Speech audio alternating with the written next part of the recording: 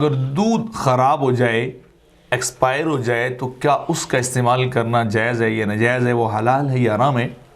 تو شرعاً اس کا جواب یہ کہ اگر دودھ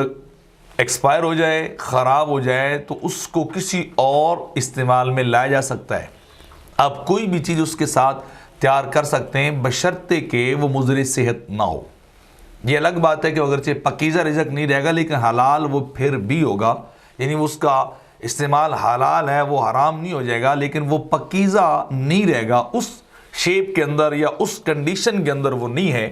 جس کنڈیشن کے اندر وہ اللہ نے بنایا ہے یا اسے استعمال کرنے کا جو ہے وہ کہا گیا ہے۔ یعنی جو ہے آؤٹ آف ڈیٹ چیزیں کی ہوتی ہیں تو ان کی ایک ڈیٹ ہوتی ہے کہ اس سے پہلے ان کا استعمال بہتر ہے۔ ہو سکتا ہے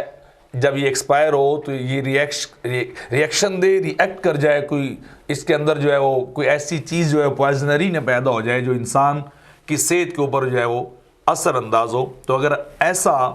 کوئی ایلیمنٹ یا ایسا کوئی شبہ نہ ہو تو پھر آپ اس دودھ کو جو ہے استعمال کر سکتے ہیں کسی بھی چیز کے لیے، لیکن اگر خرابی کی طرف جائے بات تو پھر مضر صحت ہونے کی بنا پر اس کا استعمال ناجائز ہوگا۔